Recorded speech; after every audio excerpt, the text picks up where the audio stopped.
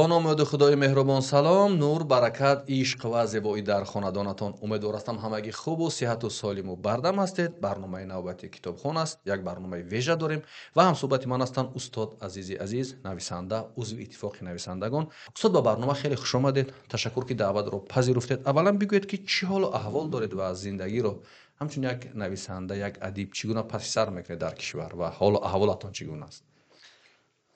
تشکر. سوال خوب. قبل سوال سر راهی ما همیشه از همین آغاز میکنیم، میپرسیم حتما شکوه ندارم از سلامتی، از روزگار، از همسایه ها، از همکاران، از زندگی. چیزی هست قبول میکنم برای که تغییر داده نمیتونم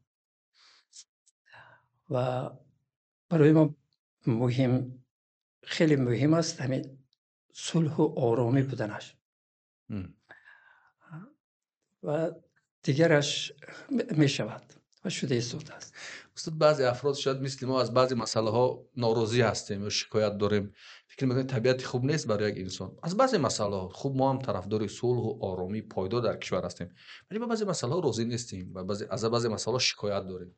مثلا از وضع این همین ادبیاتی بچگانه، یعنی این حق داریم من بیان و شما یک نفری که از ما بزرگسال‌تر هستید، زندگی رو در زندگی تجربه زیاد دارید و خیلی نشیب و فرازها و پست و بلندی ها رو دیدید، یعنی خوب نیست ناراضی بودن از بعضی مسائل. این مسئله دیگر است. مسئله دیگر، من اگر شخصا به اول به روحیه من اگر دخل داشته باشه، این جواب شما، جواب من به سوال شما همین است. لیکن اگر وابسته به ادبیات بچه ها باشد، بعضی گفتنی ها هست، بعضی درد دل است اظهار کردن ممکن، بعضی البته خوشی ها هست که گفتن ممکن. از اون وابسته که شما چی سوال میتید و من چی جواب میدم. استاد شما قریب 40 سال است که می نویسید، بیشتر از 40 سال است فعالیت میکنید، می نویسید و من همون ترجمه حال شما را وقتی که خواندم، اولین حکایاتون سال 89 نشر شده بود است. پیشتر از این هم ایجاد میکرد یا که اولین مجموعه همون کتابتون سال 89 نشر شد؟ اولین حکایاتون، اولین کتاب حکایات و افسانه ها، بله، مهمه سال 1989 درسترش 14 می من باری اول کتاب خودم رو به دست گرفته بودم از نشریات ادیب.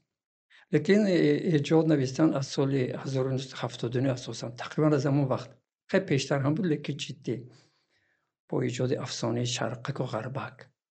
من وقت دانشجو بودم، سر شده بود و بعد همیشه رفت. چرا شما صد فکر کردید که ادبیات برای بچه‌ها بنویسید، حکایت بنویسید؟ چرا چی شد مثلا؟ چرا به این سمت رفتید؟ سوال خوب. یک چی گویم من به شما واسه به سوال دادن. وقتی با بچه ها یا آموزگاران اون بیگم طایفی مخصوص در یک محفل مجلس و صحبت ها اشتراک میکنیم، سوال میدین، بسیار سوال هایی که سوال میدین که جوابش رو خودشون میدونن.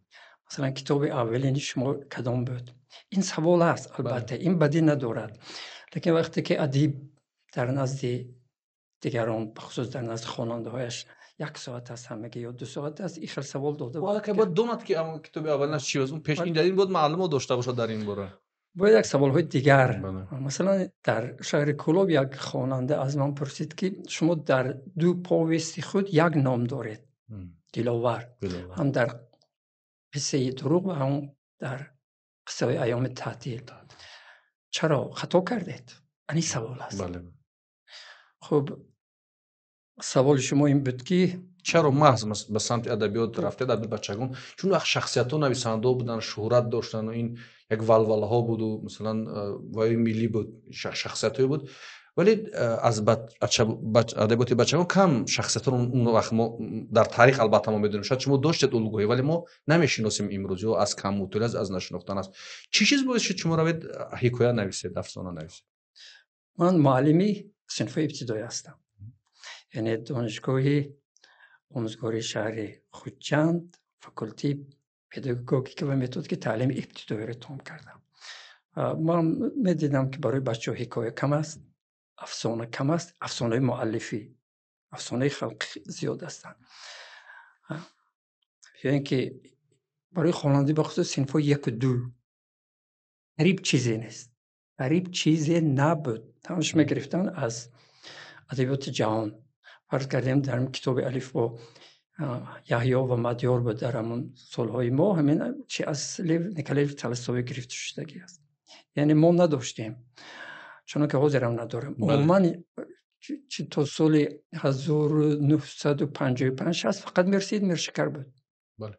بعد گلچهره سلیمان. یعنی ادبیات بچه تاجیکستان همیشه محتاجی ادبی بود. من نثر رو در نظر دارم، وگرنه شاعران خوب زیاد داریم.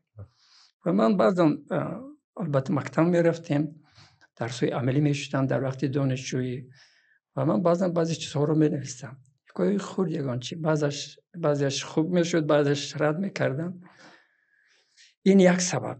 وقتی به مکتب آمدم سال 1984 و دیدم که احوال باز بدتر و کتاب درسی از خلاص. کتابخانه مکتب برای بچه ها قریب کتاب ندارد. مجله نیست. کودکی تاجیک تا سال 1986 مجله نداشت. یگانه جمهوری در اتحاد شوروی که سال 1986 مسکو گفت که خیلی بچه تاجیک هم یک دیت مجله. شرمندگی هست، به اعتباری هست. و کتاب هم نبود و اون چیزی که چاپ میشد از جانب نویسنده های کلانسال برای بچه ها ایجاد میشد و آنها خصوصیتی کودکان را نمیدانستند. هر کس نمیدانست. مثلا موضوع بحث هست شد. بله. همینجا شکوهی توانستند. لیکن دیگران نه. از این سبب من در مکتب به ایجاد مشغول شدم و باز یک چیز دیگر است. اگر شما نگوید که این واقعیت ها رو بگم صدنا من از منمنی‌هان از واقعیت ها از خودسیتاییش منمنی واقعیت ها رو بگم صد واقعیت است. جوانی بود 18 19 20 21 ساله و من میدیدم که ادیبان رو به حد حرمت میکنن، پیشواز میکنن، آنچنان پیشواز میکنن که بعضا بچه ها دیده بیهوش میشن به قول. و ادیب شهرت دارد، ادیب مبلغ دارد، ادیب احترام دارد، ادیب آبرو دارد. مثل معلم هم در همون زمان در اون زمان خودش من و من میخواستم که همین خیلی باشم. یعنی نفس بود یک درجه. از یک طرف احتیاجات جامعه، از یک طرف همون شهرت خواهی و نفس در اون زمان البته در اون و این خوب است. شما ببینید امروز دانشجو به کجا میروند، هم داوطلبان به کدام فاکولته به کدام دانشگاه میروند. این مثل همین است. و من هم خواستم که یک ادیبی شوم که گویا که علم فلانی است. و بعد از این بدتر چه این چیز گم شد و حتی آدم یک درجه بیزار می شود و طبیعت شد. خود نویسندگی طبیعت شد و بعد میخواه رفت. ببینید من فکر میکردم که مشکلی ما در حکایه و داستان و قصه و کار کردن با بچه ها امروز مشکل است، ولی از اون گفته شما برمیاد که اون زمان هم این ملت همین مشکلی را داشت. یک سوال استاد، چرا ما و بزرگان ما، زیایی ما، دانشمندی ما جدی نمیگیریم این موضوع را؟ مثلا موضوع حکایه را نه بس از اونه که امروز در جهان اینقدر تکنولوژی و پیشرفت و ذهن این است، ولی جامعه های پیشرفته خیلی جدی میگیرن ادبیات بچگانه را. چرا ما موضوع رو جدی نمیگیریم استاد؟ چرا جدی فکر نمیکنیم سر این موضوع؟ چرا استاد؟ چرا؟ برای اینکه ما بعد استاد بگین که تا کجا جدیت دارد همین موضوع، همین ادبیات بچگانه تا کجا جدیت دارد؟ من این نمیخوام استاد بفهمم تماشا بینیم. خب مثلا در کشور سوئیس در یک سال تقریبا 3.5 هزار نامگوی برای بچه کتاب چاپ میکنند. نام کتاب نامگو ببخشید 1.5-2 هزار. در کره جنوبی 3.5 هزار. حتی در گرجستان تا 1.5-2-3 هزار میبرند. شاید با میلیون ها تیراژ همش اگر جمع کنیم. و نام کتاب فقط در میبرند. در ما در یک سال تقریبا 30-40-50 کتاب برای بچه ها و با چه عذابه و با چه کیفیته، با چه آرویش خیلی پست. من نمیدونم سببش چی باشد. اگر دانم میترسم که خطا نکنم. تاجیکستان کشوری سرکودک است. شاید برای آنکه ما سرکودک هستیم قدرش نمیرسیم. یعنی به قدر نعمت نمیرسه. قدر نعمت.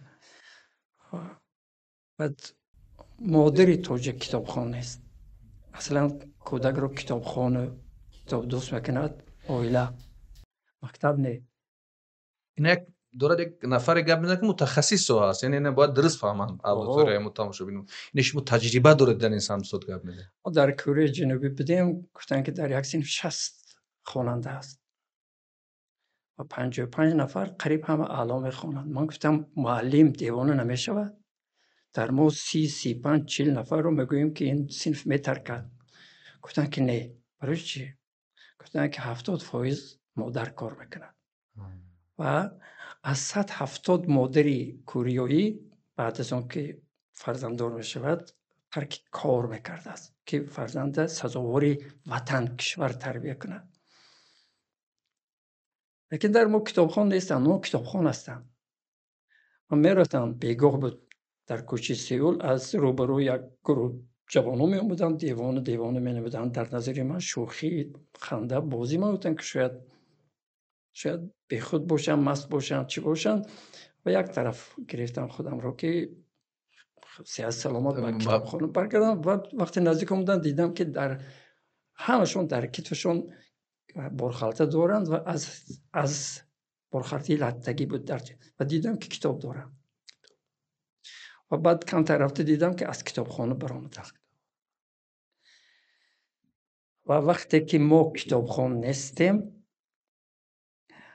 فرزند ما کتابخوان نمی شود. اگر یگان مادر کتابخوان نباشد و فرزندش کتابخوان شده باشد پس این تصادف است. شاید به اون کودک یگان نفر دیگر مکتب یا طبیعتاً مادرزاده همین خلق تولد شد. همین ما رو به اویله آوردن ما در کار. همین مکتب رو اینقدر زیاد گناهکار نکنیم. همین به مکتب اینقدر نچسبیم. همین آموزگار نمیخواهد که همین شاگردش بی سواد باشد. درست است، آموزگار بی سواد هم داریم. آموزگاران تصادفی هم داریم. لیکن حتی همانها هم میخوانند که خواننده کنند، کتابخوان کنند. لیکن مادران میدونید وقتی یکم ایجون میشود چقدر خواطر میشوند. کودک به خانه برمیگرده. کودک در خانه چیکار کردن در کار. برای همین برای کتابخوان کردنی بوده که تاجیک بود اندک وقت است. شاید یکم 5 6 7 8 9 10 سال دیگر. لیکن شما میگه 10 سال دیگر ما فرصت داریم برای بچه‌مون کتابخوان کردن. جامعه اصلا سر شد. ببینید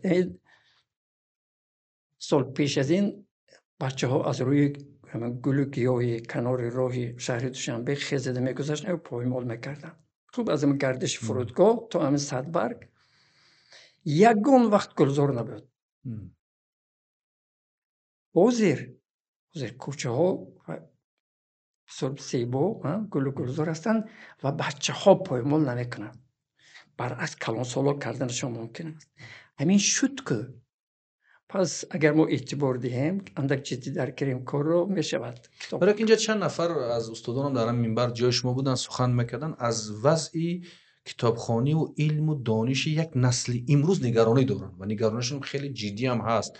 ولی ما همیشه در منبرها کتابخوانی میگیم، کتاب میگیم، از همین برنامه هم. ولی جدی نمیگیریم این کودکان رو، یعنی نویسنده کودکان و نویسنده‌ای که برای کودکان می‌نویسن. وقتی که ما میگیم که نویسنده‌ای که برای کودکان می‌نویسن حتما عزیز پیش نظرمون میاد. من در چندین محفل شنیدم یکی از دعوت‌های شما علتش با برنامه همین است. یعنی هر جایی که ما میگیم که یک متخصص یک نفر میگن عزیز فکر میکنید یک کشور 10 میلیون فقط داشتن یک نویسنده، یک ادیب، یک بچگانه که نامش مطرح باشه، شاید دیگرا باشن ما نشناسیم. عزیز این خوب است یا بد است استاد؟ فکر این بد است. اگر 5 ادیب نثر نویسی 5 ناصری بچه‌ها داشتیم من گمان میکنم که 2 برابر زیادتر کتاب می‌نویسم. شما اصلا استاد با کی است؟ در نثر در نثر نیست. چه وقت در میگین نظم هست. شما میگید که این کتابخانه از کودکان شروع شده است. من منظورم در تاجیکستان است، ولی گفتم نام شما را میشنویم و شما خودتان فعلا تنها در همین میدانی نویسندگی برای بچه ها من در نظر دارم که بینندم درست بفهمد. و چرا دیگر نیست استاد؟ و شاگردان شما کجا هستند؟ نفرانی که شما تربیت کردید کجا هستند؟ شما هم که سن سالتون به یک جا آمده است استاد، اونها کجا هستند؟ و شاید این اراده مردم از شما بگیرن که این عزیز چرا 10 شاگرد تیار نمیکنه، چرا 20 شاگرد در این مدت 40 50 سال تیار نکردن؟ پاسختون به این افراد استاد چی است؟ در ادبیات استاد هست، شاگرد نیست. این مکتبی میانه نیست، این دانشگاه نیست. فرض کردیم دلیر شاگردی عزیز میشوند در ادبیات، ایجادی اثرهای بچگانه. اگر شما نخواهید من چیکار میکنم؟ از دانشگاه پیش کردن نمیتونم، این دانشگاه نیست. من نمیتونم شما رو گویم که می نویسی، شما میگویید که من نمی نویسم، با من چیکار میکنم؟ هیچ کاری کردن نمیتونم. و از من بسیار میپرسن که کنی شاگرد؟ جوابی خیلی است. اگر من در شهر دوشنبه شاگرد تیار نکرده باشم، اگر بخیل باشم، این سوال مطرح میشه، حسود باشم، یعنی نخواهم که یگان کس روسی مرا گیرد گویا، پس چرا در ولایت سوخت یگان کس ادیبی بچه تیار نکرد؟ چرا در بدخشان یگان نثر نویس به میان نمی آید؟ نثر نویس بچه چرا در کولاب نیست؟ در منطقه رشت نیست؟ در حصار نیست؟ یا در بختر نیست؟ چرا؟ پس معلوم میشد که گپ در عزیز نیست، که این چنین معنا ندارد که نمیشود. یک روز هم تو ببینیم که شاید 2 3 4 5 6 10 نفر ادیبی بچه ها پیدا شده است. این پیشگویی کردن خیلی دشوار است. گپ در سر که محیط حاضر چه نیاز ندارد به ادیب. استاد این شما میگید که محیط یعنی محیط ما تاجیکستان، بچه‌هایی که ما گفتیم کشور سرکودک، چرا ما نیاز نداریم به ادیبی که برای بچه‌ها بنویسد؟ یعنی ما شدیدتر از دیگر آباد استاد نیاز داشته باشیم. این نیاز ما بیشتر از نیاز نویسنده‌های بزرگسالی ما که برای کلان‌ها می‌نویسن، رمان نویس و پویست و داستان. یعنی من فکر میکنم مثل یک ما ضرور در این ضرورت بیشتر داریم استاد. در این یک جای بحث است استاد که شما میگید که اگر ضرورت پیدا شد، اگر محیطی ما کتابخوان باشه، مراجعت به ادیب مخصوص می شود. من یاد ندارم در این 40 سالی ایجادی اثر برای بچه ها یگان کارمند نشریات به نظر من اونده گفته باشد که تو عزیز هستی، عزیز و کتاب برای بچه ها کتاب می نویسی. ما میخوایم که 2 3 کتاب تو رو چاپ کنیم، کنی نگفته است. چرا؟ یعنی که اتمر خوجه معاون رئیس تورنسندو برای بچه ها هم شعر می نویسد، هم بعضا داستانچه ها و بعضا حکایه های خورد. قریبه گفت که من 20 کتاب دارم، از طریق تلویزیون هم گفت، تلویزیون بهارستان. چرا به اون مراجعه نمیکنن؟ میگرن همه کتاب های پیشتر رو چاپ میکنن، کتاب هایی که تکرار به تکرار چاپ شدن. ببین یک برنامه جدی مکملی رشد ادبیات بچه ها در کار است و شرط نیست در آنجا من باشم، ادبیات باشد. و این هم برنامه رو هم وزارت معارف، هم وزارت فرهنگ و هم اتفاق نویسنده ها و نمیدونم چی وزارت های دیگر، مالیه یگان دیگر نهادها، اینا باید راه اندازی کنن، وگرنه اصلاح نمیشه. چون وقتی که ما میبینیم در همین جامعه و جامعه های دیگر، ما درباره هویت میگیم، تربیت بچه میگیم، اخلاق میگیم، کتاب خواندن میگیم، متخصص خوب شدن میگیم و آینده قدرتمند شدن یک کشور میگیم، ولی نگاه میکنیم به ادبیات بچگانمون در کتاب فروشی ها و درخواست کتاب، وضع یک چیزی دیگر است. چرا من این موضوع را مطرح کردم؟ استاد ببینید در روی میز شاید 10 نمود باشد. من همین سر یک مقاله در آمدم حساب کردم، در بینای وطن کتاب کرده 200 نوع استاد، 200 نامگو ادبیات با زبان انگلیسی و روسی است. یعنی اگر طلبات نباشد از جانب همین افراد چگونه وارد همین کشور بشوند؟ صد نامگوی ادبیات فقط در یک مغازه. ولی از این تاجیک‌ها همون افسانه‌های خلق تاجیک یک سه چهار افسانه دیگر. چرا این گونه است؟ چرا مردم به زبان انگلیسی باید بخوانند، به زبان روسی باید بخوانند، ولی به زبان مادری خودش که اینقدر ما دعوای تمدن داریم و فرهنگ داریم، هویت سازی میکنیم، چرا بچه تاجیک نمیخواد به زبان خودش بخونه استاد؟ علتش در چی است استاد؟ با این گونه آزمونایی که ما راه اندازی کردیم، فروغ صبح دانایی و با چند آزمونای دیگر و این تشویقاتی که از طریق تلویزیون میبرن و این گپایی که میگن، چرا نمیان به این سمت استاد؟ به این سوال اگر متخصص جواب دهد بهتر است آموزم. یاد دارم یک سال 2017 یا 17 بود، گفتن که ما بازار کتاب رو آموختیم و دیدیم که 80% کتاب ها برای بچه ها افسانه است، فقط افسانه.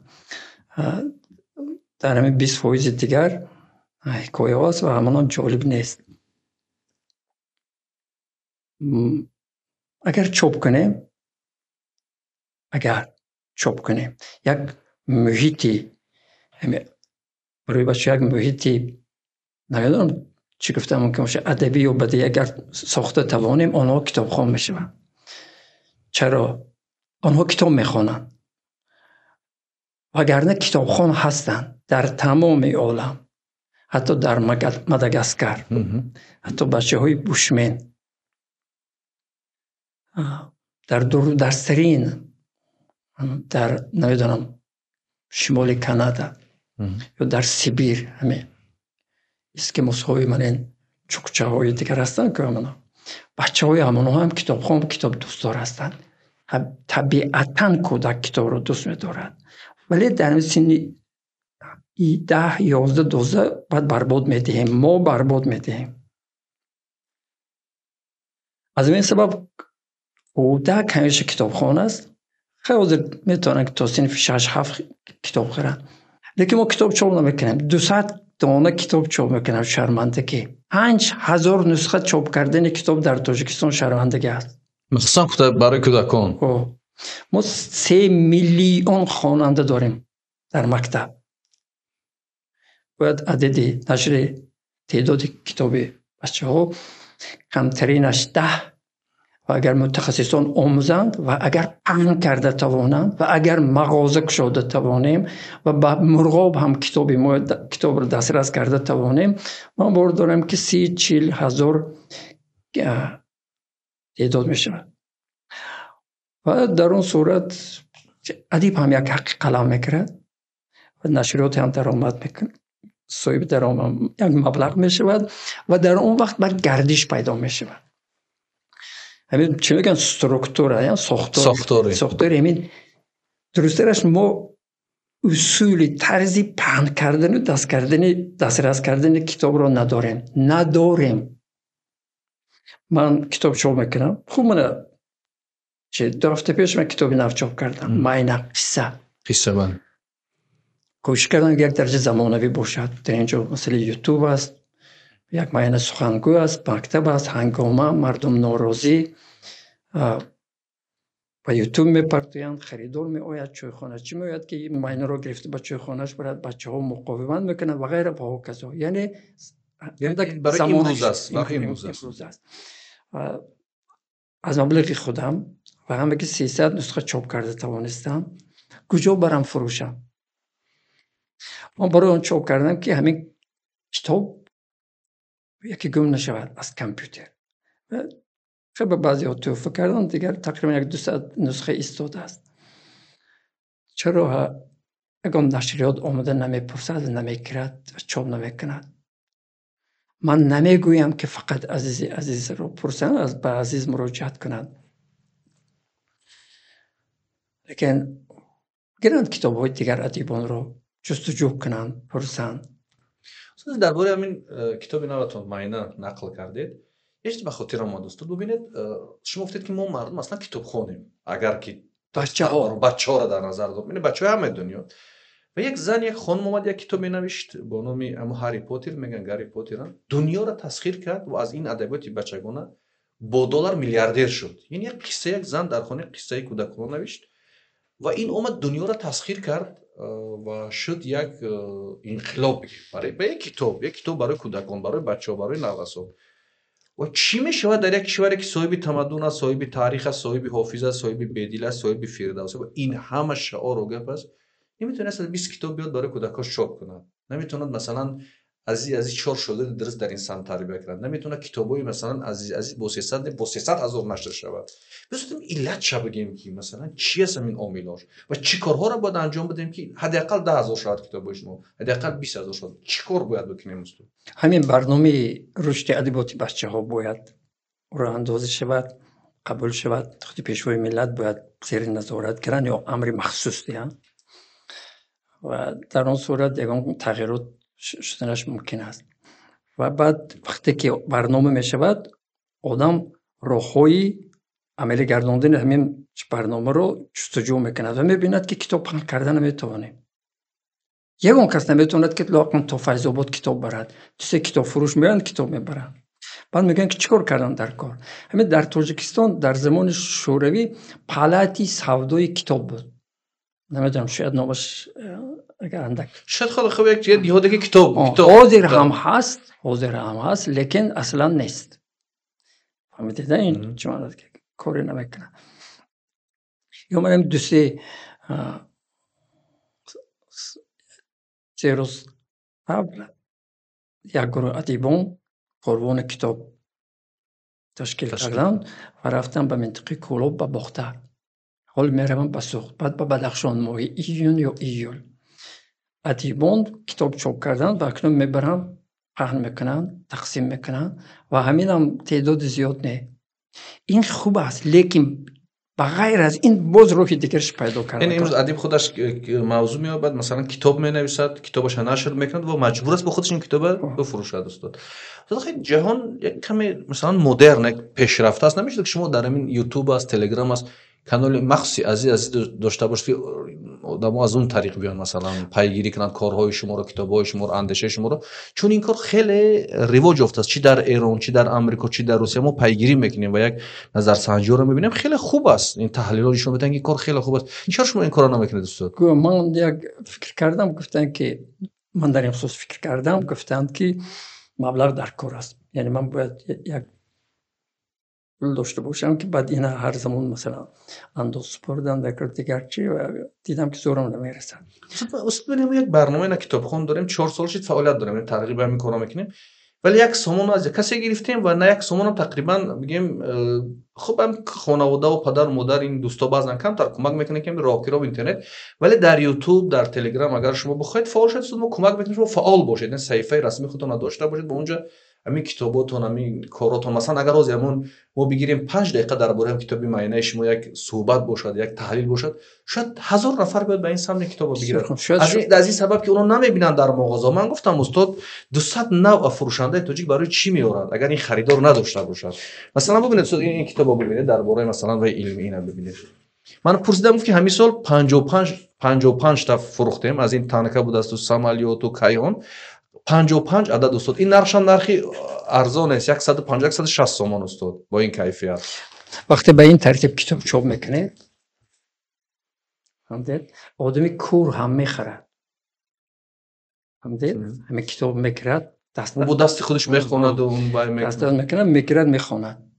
من کور به این معنی که آدمی که ذوق ندارد میگیرم میگوید که میبرم به نبیرم یا به ما همین گونه امکان کتاب چاپ کردن داریم. کتاب بچگان در نظر دارم است.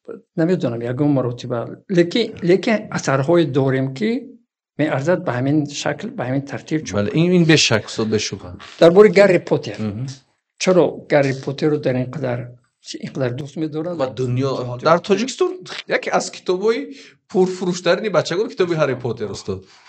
برای اینکه از انگلیس برآمد. بله.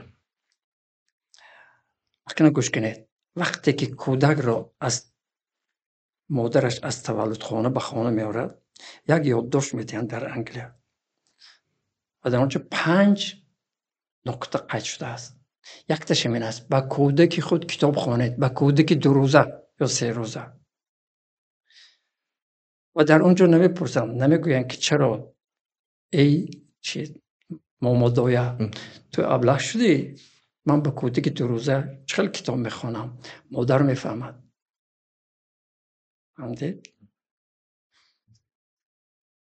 است که این خیلی مناسبت است از روز اول تولد در دم مرگ هم کتاب میخوانه و یک مدت در فیسبوک من بودم از 24 اپریل سال 2024 تقریبا تا ماه ایون بعد محکم کردم. چرا استاد؟ اولی نبگید بعد برید به قصه هری پوتر استاد. بسیار مشغول می‌دارد، بسیار سخت. حتی می‌رید من تقریبا 80 حکایه‌های خرد بعضی مشاهده‌ها اونجا به قول پرتافته بودم. اگر هر دهمین دانشجوی توجیک، من در همین فیسبوک همین نوشته بودم، هر دهمین دانشجوی توجیک کتابخوان باشد میشد، هر صدمین مادر کتابخوان میشد، یعنی از 100 مادر توجیک یک نفرش کتابخوان میشه. و اگر از 1000 پدر یک کس کتاب میخوان یک نفرش، همین برای فقط برای شهر دوشنبه 3 همین خیلی کتابخانه ملی در کار بود. میترکید. من میگویم که به این شما یگان مراتبه دیدید که در یگان اقدر باغ‌های زیبا منظر تاجیکستان یگان کس کتاب گرفته شده است. شرم داریم. اگر به یگان جوان 3 همین خیلی کتاب دهید، گویید که از نزد هیکل اسماعیل سامانی تا نزد چایخانه راحت گرفته همین کتاب رو آشکار برد، شرم دارد. ولی ما هم چیز استاد مشاهده میکنیم. حتی گاه خودمون اگر دست یک کتاب ازش بگذاریم بسیار به یک تمسخر نگاه میکنه که با کتاب خوان شده است این شما. برای چی این رو ما باید روی راست نگوییم و چرا ما باید اقرار نشیم که چندان کتابخوان هم نیستیم. در بعضی وقوع ما میگم به بچه‌ها که مثلا تو در صنف چندم بخونید، در صنف 5 باید هر روز 5 ورق کتاب خوانی، کتاب بدهی. اگر فیزیک مشهور باشی و ندانه از ادبیات آگاه نباشی به حد در میمانی، سخن گفتن نمیتوانی، جرأت پیدا نمیشه واقعا. اگر صنف 8 باشی باید هر روز 8 صفحه یعنی 16 صفحه باید کتاب خوانی. اگر دانشجو شدی سال اول میشد با یک صفحه نگذاری، باید به سن سال نگاه کنی، یعنی 17 سال هستی باید هر روز 17 صفحه کتاب خوانی. وقتی که 60 سال هستی باید هر روز 60 صفحه کتاب خوانی. استالین 300 صفحه میخوان، چشمش خیره نشد. گورکی 2000 صفحه میخوان. همین خیلی خوندنی مخصوص است که اون میبیند و در خاطر اون بعد یاد میگیره دادم. حتی ببخشید در این برنامه که گفتید که تشکیل کنید با هم با بچه‌ها من میتونم گفتن که چه خیلی کتاب رو خوندن در کار، چه خیلی انتخاب این میشه مهم است ولی یک موضوع مهم خیلی با چی اعتبار دادن در کار و چه کنیم شوق کودک بیدار کنیم با کتاب بیدار کنن در کار. و شاید که بعد یک محفل ها تشکیل کردم ممکنه بگذار یک 10 نفر رو ما جدی کتابخوان کنیم، کتابخانه اصیل 10 نفر است. 10 نفر خیلی خودش یک اگر شما کمک کنید و ما برای اون که از نقطه نظر تکنیکی چندان من پیاده هستم از این نقطه نظر، اگر کمک کنید برای من پول لازم نیست. بله آزی ما یک بخش کودکان کتابخوان کردیم، اونجا چند کتابا را به شکل اودیویی بچه‌ها ساخته است یا معرفی کرده است. ما حتما صد پیشنهاد میکنیم اون چیزی که از شما هست اولا اون کتابا و نوشته کاراتون نگیرن اونجا مثلا مانن، بعد کسی که میخواهد کاغذی خرید برای فرزندش اون چیز جالبتر است مراجعت کند به خود شما یا مثلا در مغازه. ولی ما سر این فکر میکنیم که چگونه 300 کتابی که شما نشر کردن با 3000 برسونیم، با 4000 برسونیم، با 5000 برسونیم. چون اگر ما کار از این کودک آغاز نکنیم من فکر میکنم اون قدر منطق نداره که ما بیم از کلان سالا شروع کنیم.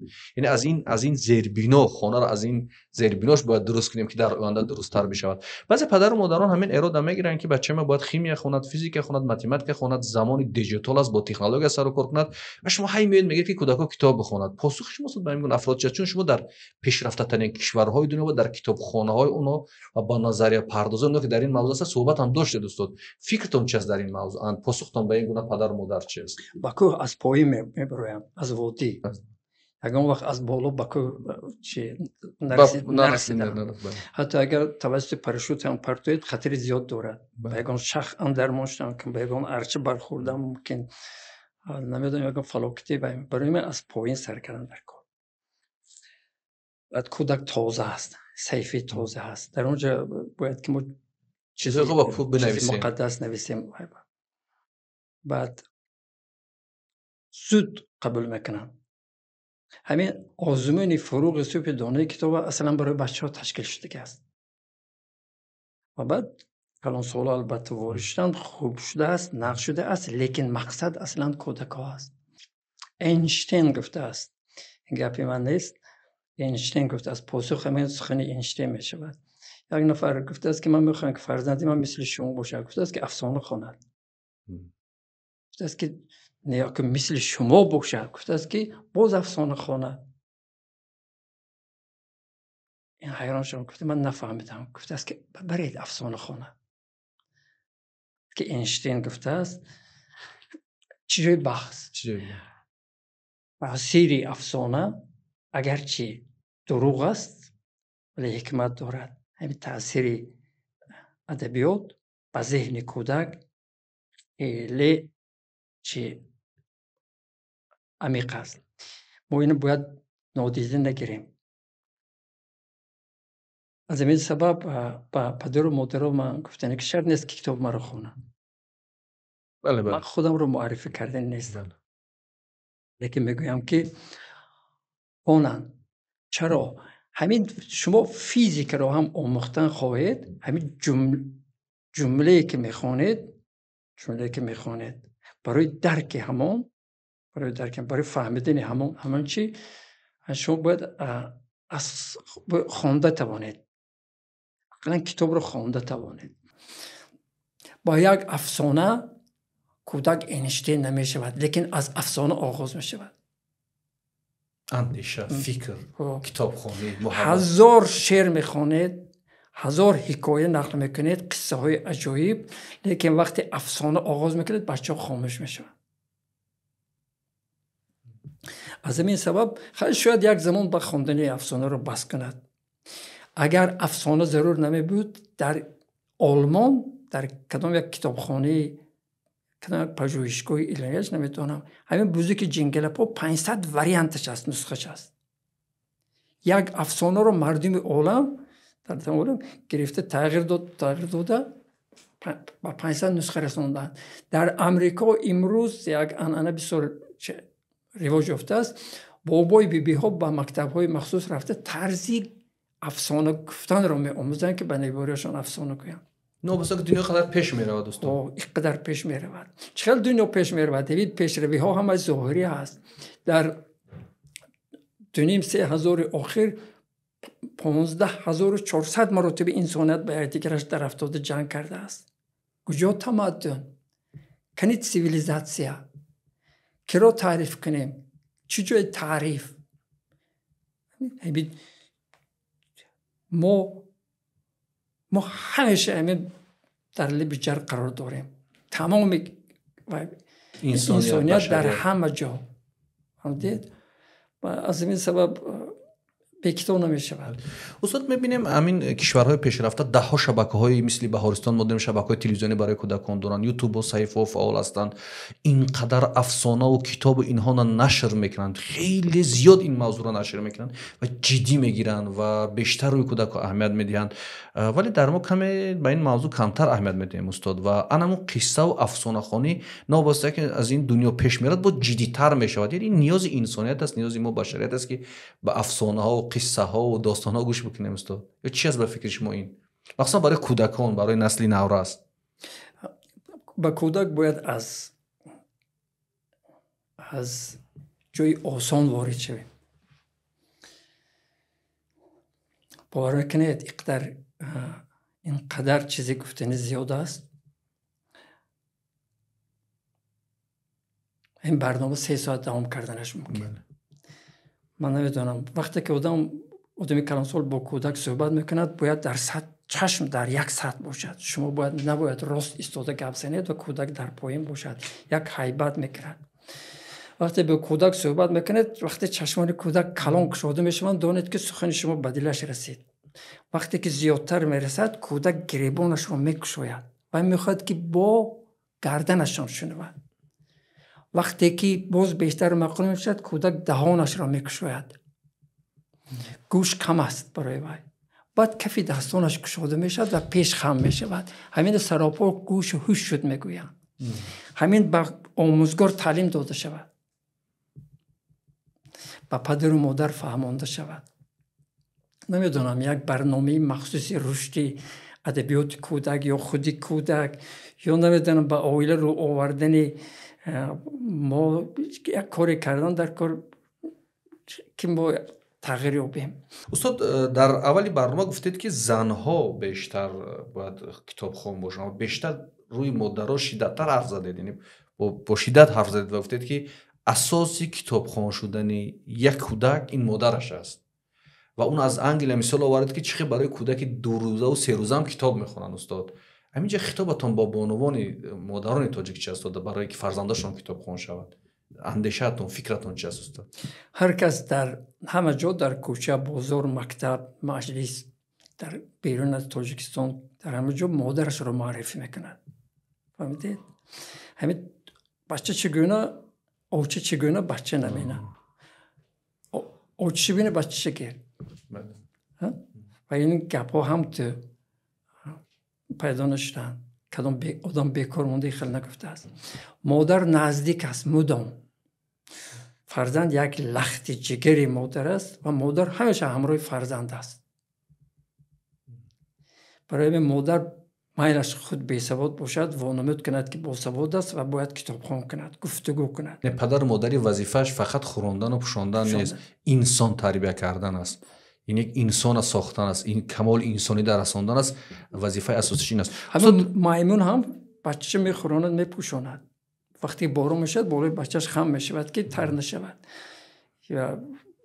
انسان واقعا حیوان است، یک دوام حیوان است. ما جسماً حیوان هستیم.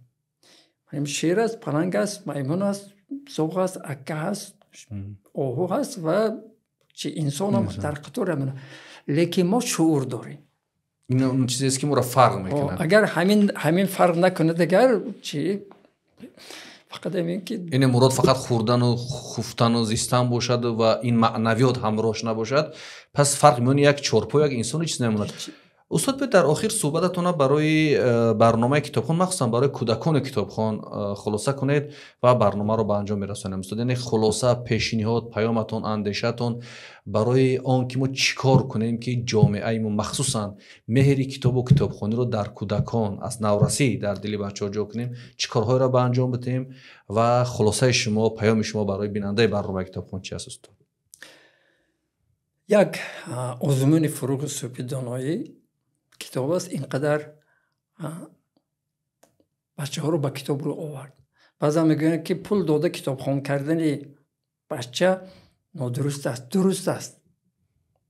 یک گروه پول میدید کتاب خوان میشوند، بعد عادت میکنند. یک گروه دیگر امر میکنید کتاب میخوانند. یک گروه دیگر به امر هم خودشون کتاب خوان هستند. این یک واسطه هست، یک واسطه.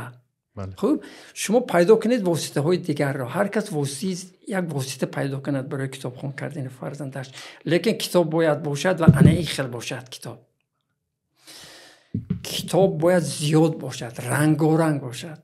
در تاجیکستان کمش هر سال 150-200 کتابی بسیار زیبا چاپ شود و کتاب باشد، برای کودکان ارزنده باشد. 12 شرطی چاپی کتاب است باید رعایت شود. ما باید رسام پیدا کنیم برای آرایش کتاب های ما. نداریم. 2 نفر داریم که به سرخواری وقت نمی‌یابند. سیاره امادینова و بختیار قهارف. دیگرها هستند، رسامان خوب هستند، لیکن به درجه این 2 نفر نمیرسند. تعداد کتاب ها باید زیاد باشه.